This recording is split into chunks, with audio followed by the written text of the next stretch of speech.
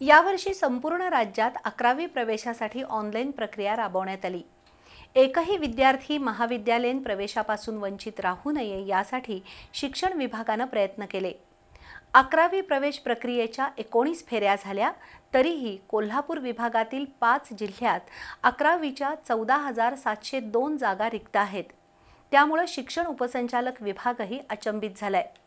यामुळे पारंपरिक शिक्षण घेण्याऐवजी व्यवसायाभिमुख शिक्षण घेण्याकडे विद्यार्थ्यांचा कल वाढतोय असंच म्हणावं लागेल। 10वी परीक्षेचा निकाल जाहीर झाल्यानंतर एका आठवड्यातच 11वी प्रवेश प्रक्रिया सुरू झाली। यावेळी राज्यात प्रथमच ऑनलाईन प्रवेश प्रक्रिया राबवण्यात आली।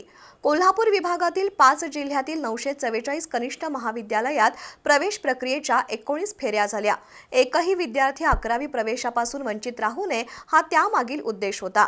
महाविद्यालयातील रिक्त जागा आणि त्यांची माहिती शालेय शिक्षण विभागाला कळवावी असा फतवा शिक्षण संचालक महेश पालनकर यांनी काढलाय। त्यानुसार कोल्हापूर विभागाने आपली माहिती कळवली आहे।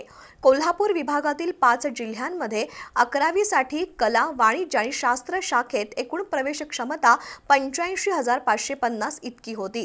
19 फेऱ्यांअखेर आजवर 70,848 विद्यार्थ्यांनी आपल्या पसंतीच्या महाविद्यालयात प्रवेश घेतलाय, तर अजूनही 11वीच्या 14,702 जागा रिक्त आहेत।